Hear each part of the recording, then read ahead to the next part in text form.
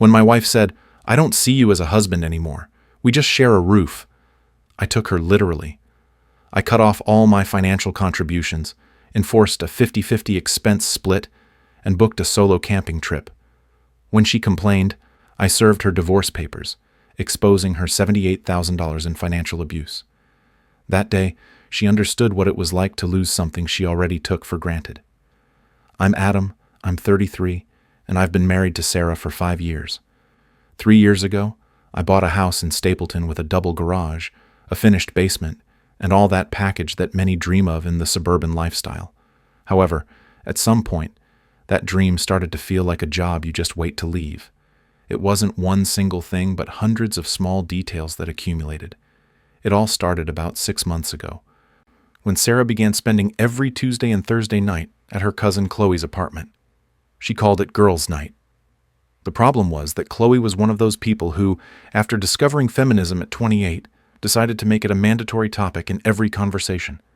Everything revolved around the patriarchy, emotional labor, and the oppressive nature of marriage as an institution. Great topic for a gathering, right? At first I didn't mind.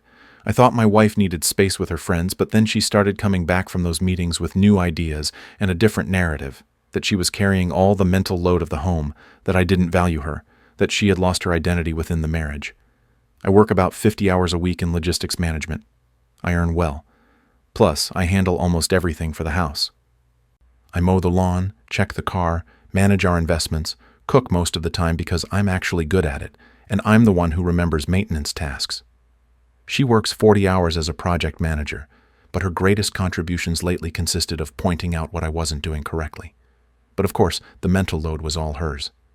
3 months ago, something definitively changed in the bedroom. First, she started going to sleep early. Then the headaches appeared. Then came the emotional excuses, that we needed to reconnect, that she didn't feel desired as a person. And finally, the phrase that marked the point of no return: "I don't feel that right now." We went from having intimacy twice a week to twice a month until it reached nothing. I stopped trying after 4 consecutive rejections. Not out of pride, but because one stops offering oneself as a target when all they receive are emotional shots. What hurt the most wasn't the rejection itself, but the way she did it. Without warmth, without apology, just with a tired sigh, as if I were asking her to help me carry a sofa up the stairs. My desire for my own wife seemed to be an inconvenience to her. 2 months ago, I noticed she had stopped wearing her wedding ring. When I asked, she replied that she had taken it to be cleaned. It's been 8 weeks since then. I checked. It's still stored in her jewelry box. She also stopped asking me how my job was going. She no longer laughed at my jokes and began speaking to me with that flat, empty tone that people use when faking interest. Last month, I suggested a trip for our anniversary. I thought of Costa Rica or some destination where we could reconnect. Her response was that we should save to remodel the bathroom, the same bathroom that, according to her budget, required $8,000 for tiles and fixtures. From then on, the small gestures of disrespect arrived. She made plans without telling me, and got irritated if I had my own.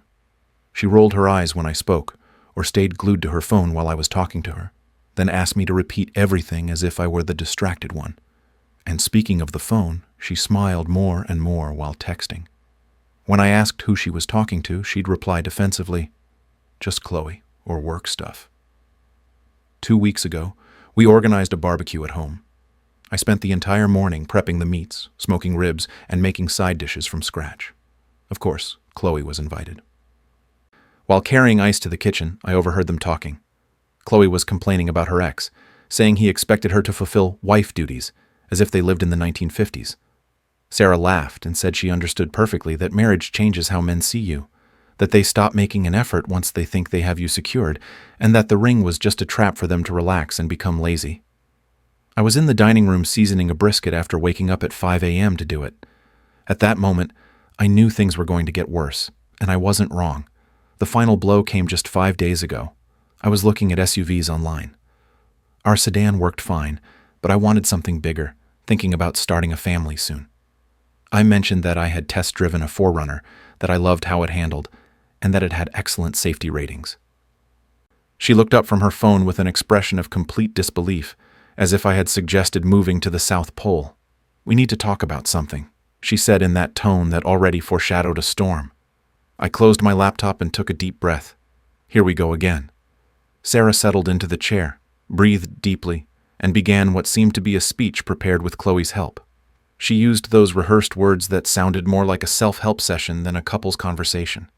She explained that she had been reflecting on herself, that she felt she had lost her identity before marriage, that she had been playing the role of a wife without stopping to think if that was really who she wanted to be. As I listened, I couldn't help but think, here come Chloe's buzzwords. And then she dropped the bomb with the naturalness of someone commenting on the weather. I don't see you as a husband anymore, Adam. I think we've become simple housemates. I remained silent for a few seconds. Then I replied calmly, Interesting. Do you know that you were the one who stopped everything, right? The connection, the conversations, the intimacy. I've tried to get closer, but you've spent the last 6 months at Chloe's house twice a week, learning how oppressed you are. Her defense was immediate. This is exactly what I'm talking about. You're condescending. You don't take my feelings seriously. You can't listen to me without making it all about you. She didn't deny anything I said. She only criticized how I said it. I reminded her that she had stopped wearing her ring, that she barely spoke to me, that we hadn't touched each other in 3 months, but somehow I was the problem for noticing it. She closed her eyes and breathed deeply, trying to center herself. Another technique straight from Chloe. I don't want to separate, she finally said. I just think we should redefine our relationship, take the pressure off. We can continue living together, sharing responsibilities, but without the expectations of a traditional marriage. I want us to be authentic without forcing something that no longer works. I looked at her steadily. So, you want to be housemates, officially. She didn't like how I phrased it. It's not that. I'm just being honest about how I feel. I need space to figure out what I want. You should be grateful I'm telling you and not cheating. Yes, she literally said I should be grateful. Do you want to see other people? I asked. She hesitated. That silence was my answer. Finally, she mumbled that it wasn't about that, but added that if something developed naturally, she didn't want to feel guilty for exploring it. Perfect, I thought. So, while I continue paying the mortgage, maintaining the house, and doing everything a husband does, you dedicate yourself to finding yourself with other men. Great. Sounds very fair, I said sarcastically. You're simplifying everything. I never talked about dating. You said that if something developed naturally, you would explore it. That is dating. You just disguise it with pretty words to make it sound less cruel. She tried to appear empathetic, saying she understood how difficult it was to hear that, but she was only seeking to be honest. Honor her truth, and not live a lie. I thanked her for her sincerity, and told her I needed time to process it. She seemed relieved, as if she had feared an argument, satisfied that I was acting maturely. The patient, understanding husband of always. She went to the bathroom to take a bath with candles and masks, part of her new ritual. Meanwhile, I stayed there, processing that my wife had just demoted me from husband to housemate, expecting me to accept it with a smile. But no, I had already processed everything, and instead of collapsing, I started planning. If she wanted to be treated like a housemate, that's exactly what she would get. The first thing was to make a call. The next morning, I contacted a specialized divorce attorney, not to file the petition yet, but to inform myself. I wanted to know precisely where I stood. Colorado is a no-fault divorce state, so the process would be relatively straightforward. He explained that we had married before my big job promotion, so the income difference would be a relevant factor. We bought the house during the marriage with shared funds, so that would be divided. The lawyer asked if I still wanted to try to save the relationship. I didn't answer him. The patient is dead. All that's left is to call the coroner. He laughed and gave me his professional advice. I should start documenting everything. Finances, conversations, her behavior, everything with data, no emotions. He also recommended separating my finances as soon as possible, so that's what I did. I opened a new bank account only in my name and configured my salary deposit to be credited there, starting the next pay period. I would continue contributing to the joint account, but only my exact share of the expenses, not $1 more. Following the legal advice, I removed the automatic payments from the shared account, mortgage, utilities, everything. From that moment on, I would transfer exactly 50% of my share on the first day of the month. My decision was made. If Sarah wanted to live as if we were simple housemates, then she would learn what that meant in practice. I canceled our anniversary reservation at the fancy restaurant. I had made it 2 months ago with the intention of it being something special. A different kind of night. The kind of occasion you mark on the calendar and look forward to. I had reviewed the menu, chosen the perfect wine, even set aside a jacket I rarely wore. But after everything that had happened between us, that excitement no longer made sense. There was no logic in continuing to pretend things were fine when we had been sleeping in the same house but in different worlds for weeks. I called the restaurant. Since it was more than 48 hours before the reservation, they refunded the money in full. I hung up and felt a mixture of relief and sadness, as if that call sealed the end of something that had been broken for a long time. Then I moved to the practical sphere. I contacted the insurance company and asked to modify our policy to remove her car from the family plan. If she wanted to maintain her coverage, she could do it on her own. It wasn't an impulsive decision. It was simple coherence. If she had said we were no longer a couple, I saw no reason to keep paying her expenses. That would save me about $1,000 a year. But beyond the money, it meant independence, a symbolic closure to a phase where everything was shared, even what should no longer be shared. Then came the small adjustments, those changes that seem insignificant at first glance, but end up leaving a mark. I removed her name from my Costco membership. I changed all the passwords for our streaming platforms, Netflix, Prime, Disney, all of them, and took her off the family Spotify plan. It wasn't revenge, it was consequence.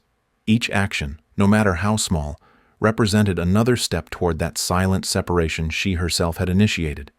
These accumulated details felt like a constant rain of small consequences. Every click, every access change was a reminder that something had changed forever. On Wednesday, instead of going straight home after work, as I always did, I decided to go to the gym. I used to rush back in time to eat dinner together, but I no longer had a reason. I trained for an hour and a half without looking at the clock, enjoying that feeling of physical exhaustion that clears the mind. Then I stopped by Chipotle, ordered a double burrito, and sat there to eat, unhurried, with no texts, asking, "When are you getting here?" I arrived home around 8 p.m. Sarah was on the sofa watching a reality show. She didn't even look up when I walked in. She asked me what I wanted to do for dinner. I replied that I had already eaten. She looked at me with a mixture of confusion and resignation but didn't press the issue. She simply went back to concentrating on her phone, scrolling with her finger as if nothing was happening. That night, there was no goodnight kiss either. For years, I had the habit of kissing her forehead before sleeping, even on the tensest days. It was an automatic, almost mechanical gesture, but it represented care. That night, however, it didn't even occur to me. I told her I was tired and would sleep in the guest room to stretch out better. She just mumbled, "Okay," without looking up from her phone. There were no reproaches or arguments, and somehow that hurt more than any shout. The next morning, I left early for work without saying goodbye. I used to make her coffee every day in the same blue mug she liked so much, but that too was over. At lunchtime, I received a text from her. "Let's order Thai tonight." I replied that I couldn't, that I had plans with Ethan, a coworker. In reality, I had just messaged him 5 minutes earlier, asking if he wanted to have dinner with me, just to have a solid excuse. It wasn't that I couldn't stand seeing her. I simply didn't want to keep participating in an empty routine. That night, I returned home at 9 p.m. The door to the master bedroom was closed. I didn't know if she was sleeping, watching a series, or texting someone else, and the funny thing was that, for the first time, I didn't care. On Friday, I took the day off work. I didn't tell her anything. I had accumulated several days of vacation and wanted to use them before they expired. In the morning, I went to REI and bought camping gear, a tent, a flashlight, a new backpack. I had decided to resume the solo trips I always postponed because she preferred to spend weekends at home watching shows or having brunch with her friends. I also stopped by a jewelry store and had my wedding ring appraised. White gold? About $800. I did it without emotion. I didn't plan to sell it yet, but I wanted to know its value in case I needed it later for asset division. That night, Sarah tried to talk to me. It was clear she had been rehearsing what she would say. She wanted to know if I had thought about what she told me on Tuesday. I replied that yes, I understood she wanted a lighter relationship, without pressure, and that I was acting accordingly. "What do you mean, accordingly?" she asked, frowning. "That I'm treating you like a housemate," I said. "Just as you requested." Her face went through several expressions in seconds. First confusion, then understanding, then panic, and finally anger. "That's not what I meant," she retorted, raising her voice slightly. "I meant reducing the pressure, not completely disconnecting. You were the one who said you no longer saw me as a husband. I'm just respecting your point of view," I replied calmly. "Oh, and by the way, housemates don't celebrate anniversaries, which is why I canceled the reservation for tomorrow." She stood still. "You did what?" "I canceled it. And since housemates don't share finances either, from now on, we'll split the expenses 50-50. I'll send you a list of your share for the mortgage, utilities, and internet. I also removed you from the car insurance and the Costco membership starting next month." Sarah stared at me, mouth agape, as if trying to understand a language she didn't speak. She went from surprise to irritation in a matter of seconds. "This is insane, Adam. You're overreacting to a conversation about our relationship dynamic." "I'm reacting proportionally," I said without altering my tone. "You changed the rules of our relationship. I'm just adapting to them. You said you wanted less pressure, no expectations, just coexistence. Well, here it is." She tried to continue arguing, but I didn't want to hear her. I already had other plans. I told her I was going camping that weekend. I would leave in the morning and return Sunday night. "But this weekend is our anniversary, our marriage anniversary," she insisted, almost pleading. "Yes, but now we're housemates, and housemates don't have to coordinate their schedules." She opened her mouth, closed it, opened it again, and finally only said, "Fine, whatever," before storming off to the bedroom. On Saturday at 6 a.m., I loaded the truck with the new gear and drove toward the Rocky Mountain National Park.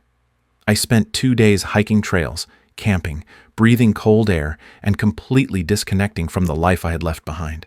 It was the calmest I had felt in months. During the weekend, I received over 15 messages from her. It started with, "Where are you?" continued with, "We need to talk about this," and ended with, "You're acting like a child." I didn't reply until Sunday afternoon. "Coming back tonight. See you." When I arrived, Sarah was sitting at the dining table with her laptop open, surrounded by papers, and the expression of someone who had just received a surprise audit. "We need to talk about the financial breakdown you sent me," she said without greeting me. "What about it?" I asked. "It can't be right. The numbers are wrong," she replied, frowning. "They're correct," I replied, unflustered.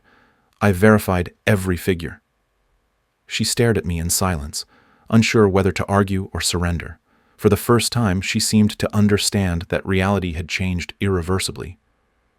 I had spent the last few nights reviewing the bank statements from the last 3 years. The numbers didn't lie, and seeing them in front of me was like receiving a direct punch of reality. When I did the math, I discovered that I had been covering about 70% of the shared expenses the entire time, even though Sarah had a more than respectable salary. She works as a project manager in a healthcare company, earning about $78,000 a year. I, on the other hand, earn $125,000. The monthly mortgage is $2,400. Of that figure, I had been paying $1,700, while she took care of $700. In the beginning, it made sense because my salary was higher, but we never adjusted the proportions when hers increased. In addition, I paid all the utility bills: electricity, gas, water, internet, trash collection, about $400 monthly that came exclusively from my account. Grocery shopping was a similar story. I easily covered 80% of the expense. Most of the time, I was the one doing the weekly shopping, spending about $700, while she contributed with occasional trips to buy small things, about $200 at most. Added to that were her car expenses. In the last year, I had paid for 2 complete repairs, one for $100 for brakes and rotors, and another for $850 for transmission maintenance. I had also financed almost 90% of the costs of the vacations we took together and all the dinners out, which represented approximately $600 a month. When I added everything up, the result was staggering: $78,000 more from my pocket than hers. I sent her a detailed spreadsheet, and her reaction was immediate. "This is absurd. You can't be serious, she said incredulously. We're married. We don't count every penny. We were married, I replied. Now we're housemates. Your words, not mine. So what? You want me to give you back the $78,000? Seriously? She said mockingly. No, that money is in the past, I explained. But from now on, everything is divided equally. Starting with this month's mortgage, your half is your $200. Can you use Venmo? She looked at me as if I had asked for a vital organ. I don't have $200 just like that, she protested. Then you'll have to learn to manage better. You earn almost $80,000 a year. Where does all that money go? She grew defensive. She said she used it for normal things. Her car, student loans, personal expenses, savings. Perfect, I replied. But I still need the $200 before the first. Plus, you owe $200 for utilities and $120 for the condo fee. Her face flushed. You can't do this to me. This is financial abuse. I couldn't help but laugh. No, what I'm doing is justice. Financial abuse was yours. Taking advantage of a massive inequality while contributing the minimum. Now I'm simply balancing the scales. Are you being vengeful? I'm being fair. Decide. Either we're a team with shared resources or we're housemates who pay equally. But you can't have the best of both worlds. Then she changed her tone. She started crying. She said that wasn't me, that I was being cruel, that she had never seen this side of me. She even mentioned that Chloe had warned her I might react badly, but she didn't expect it to go this far. You're seeing the side that stopped accepting an unfair deal, I told her calmly. If you no longer want to be married emotionally, that's fine, but I'm not going to keep financing your life while you decide if you want me or not. She angrily wiped her tears. I can't believe you're doing all this over one conversation. It's not just one conversation, Sarah. It's been 6 months of distance, contempt, and treating me like furniture. I'm just acting according to what you yourself said, that we are housemates. Then she lost her temper. She started shouting, accusing me of manipulating her, of using her feelings against her. She said this confirmed that she needed space, that I was controlling. I'm not controlling anything, I replied serenely. You're free to do whatever you want, but not at my expense, not living in my house, and not eating my food. Your house? You mean our house? I mean the house for which I've paid 70% while you discovered how oppressed you were. But don't worry, you'll soon have your own place. Complete freedom. When I saw her that night, her face said it all. Frustration, contained rage, and a pride she didn't know how to maintain. For a moment I thought she was going to throw the keys in my face or break something, but instead she clenched her lips, grabbed the keychain from the table, and left without looking back. I heard the door slam echoing through the house. She didn't return until after midnight. I was already in bed, pretending to sleep, but I heard the sound of her uncertain footsteps and the creaking of the floor as she entered the room. She didn't say a word. On Monday morning, while checking emails at work, my phone vibrated with a message in all caps. It was from Chloe. What the hell is wrong with you? How can you treat Sarah like this? She doesn't deserve this. You're a monster. I read her text 3 times, trying to decide if it was worth responding. In the end, I opted for clarity. I sent her a screenshot of the financial breakdown with all the figures, the payments, and the proportion of expenses I had covered for years. I added a single line. If she wants to fill the $78,000 hole, she's free to do so. Otherwise, let her learn to manage her own budget. A few seconds later, her reply came, "You're a manipulative narcissist." I took a deep breath before replying, "And you, at 32, live with your parents and give marriage advice. We all have our contradictions." 2 minutes passed. Megan has blocked your contact. Perfect. One less person in the circus. The following days were silent, tense, almost theatrical. Sarah arrived late from work or claimed to have endless meetings that conveniently never appeared on our shared calendar. When we coincided at home, her tone was dry, mechanical, distant. If I entered the living room, she left. If I spoke, she replied in monosyllables. But to be honest, the silence was a relief. Coexistence had become a minefield. Any word could detonate an argument. On Thursday, while I was at the office, my phone rang.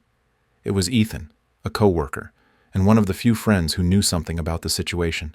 "Hey, I have a weird question for you," he said uncomfortably. "Is Sarah on dating apps?" I fell silent, trying to process his words. "Why do you ask?" "My sister was using Hinge and showed me a profile she swore was your wife's.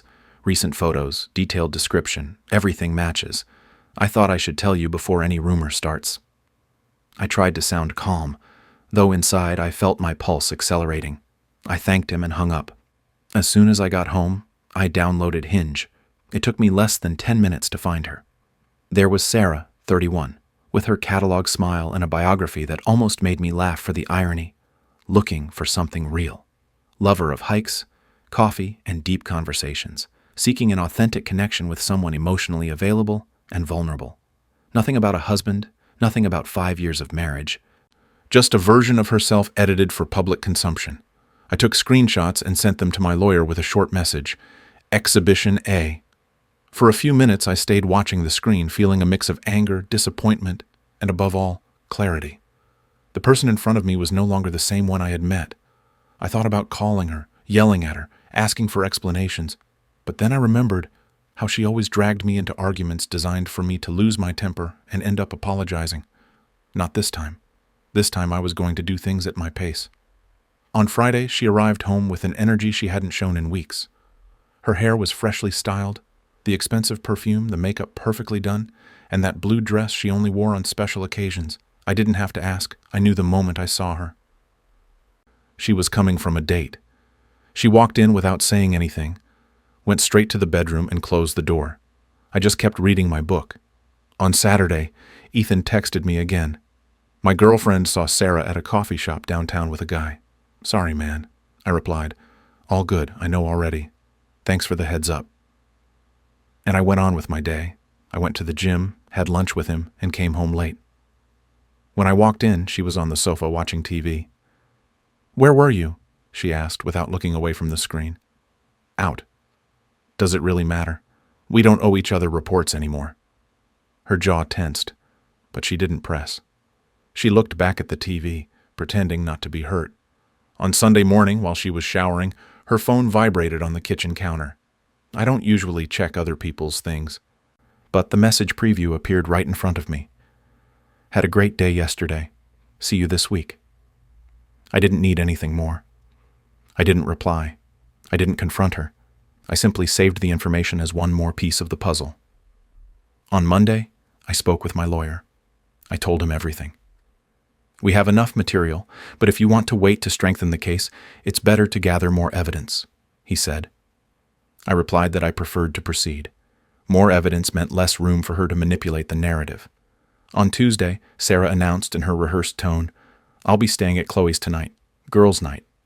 I nodded without looking up from my computer. Perfect. She left at 7 p.m. By 8:30 p.m., I was parked in front of Chloe's building. I didn't see her car. I drove around the city, checking cafes and restaurants, until I found it in front of a bistro on Elm Street. I saw her through the window, laughing, touching the arm of the man across from her, leaning in as if he were the most interesting thing in the world. I took several photos from the sidewalk calmly, making sure they were clearly distinguishable. I sent them to the lawyer. Ready to proceed, he replied. The papers will be ready on Wednesday. When do you want them served? Thursday, 2 p.m. at her office. Perfect. On Wednesday, I acted with absolute normalcy. She came home late and lied, saying she had been with Chloe again. I pretended to believe her. That night, she tried to talk. Her tone was softer, more human. She said she had been thinking, that maybe we had both exaggerated, that she didn't want to give up. She even dared to say that she had been wrong to call us housemates. I replied calmly, Interesting. We can talk more this weekend. She seemed relieved, as if she had regained control. Inside, I was only thinking, it's almost over. On Thursday, I worked from home.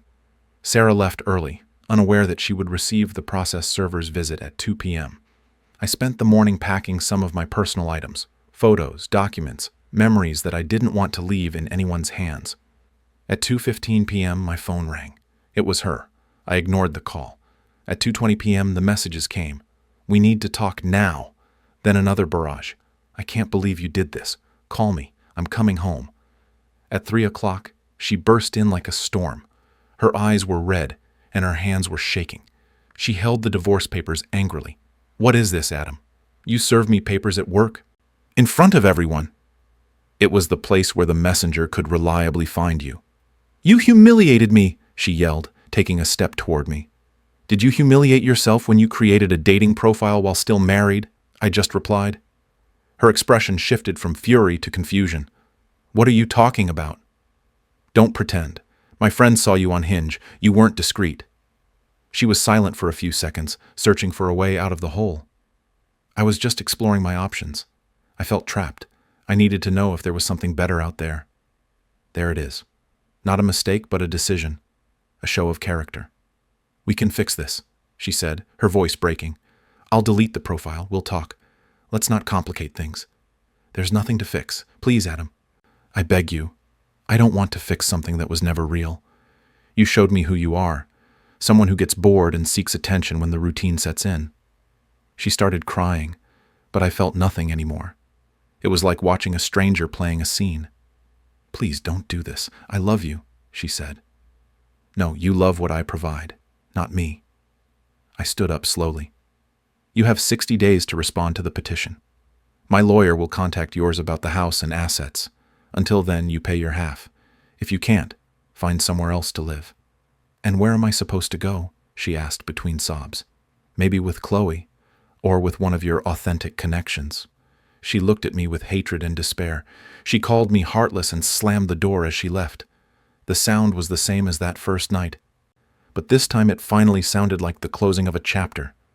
When I told her I wasn't going to be her backup plan anymore, Sarah was silent for a few seconds, her eyes red with contained rage. She gathered her things with clumsy movements and left without looking back. I heard the sound of the engine fading until the street was completely calm. I sat for a few minutes, processing everything. It was the first time in a long time that I felt a kind of relief, as if I had finally dropped a burden I had been dragging for years. My phone vibrated. It was a message from Ethan. How did it go? I replied. Papers delivered. She's losing it. I'm fine.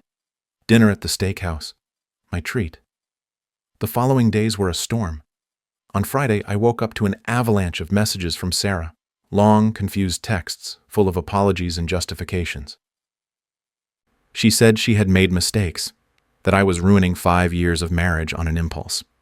She confessed that Chloe had put the idea of trying other experiences into her head to make sure of what she felt, that the dates had meant nothing, that it had all been foolish.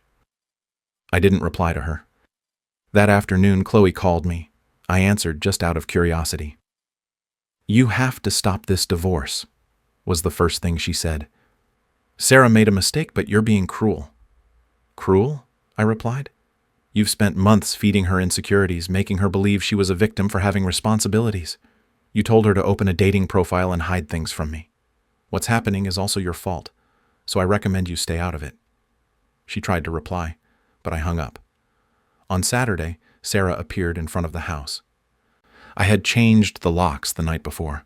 My lawyer had confirmed I could do so as long as I left her belongings ready for collection. She rang the doorbell repeatedly until I opened it. Why did you change the locks? Because you don't live here anymore. Of course I live here.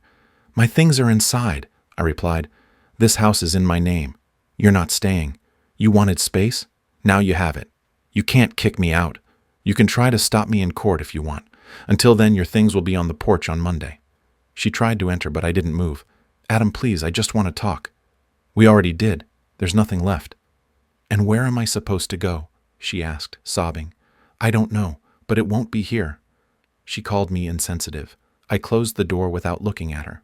On Sunday, I packed everything. Clothes, cosmetics, shoes, accessories, even her plants. On Monday, I sent her a short message. Your things are outside. If you don't pick them up today, I'll donate them tomorrow. In the afternoon, she arrived with Chloe. They loaded the boxes while Sarah cried nonstop. Chloe looked at me with contempt from the car. I smiled calmly. On Tuesday, Brenda, her mother, called me crying. Son, what happened? Sarah won't talk to me. Brenda, I appreciate you, but this is between us. Your daughter decided that marriage was optional. She sighed. She said she understood but was worried. She thanked me before hanging up. On Wednesday, Sarah opened a new Instagram account. She uploaded stories about manipulative men and emotional abuse. She never named me, but everyone knew who she was talking about. The reactions were quick. hearts, messages of support, comments about liberation. I didn't reply. I didn't even look at her again. On Friday at the gym, Eliza, a friend of hers, approached me. "Sarah is doing very badly," she said seriously. "I know," I replied. "She's living with Chloe, and it seems they're already fighting. I don't know what happened between you two, but she's lost." Then she should have thought about it before. Eliza fell silent and walked away without looking back. On Saturday, Chloe posted something about men who use divorce as punishment. I saved screenshots and sent them to my lawyer. He replied, "Excellent. They're only helping us." On Sunday night, I received a call. It was Sarah from an unknown number. She was crying nonstop.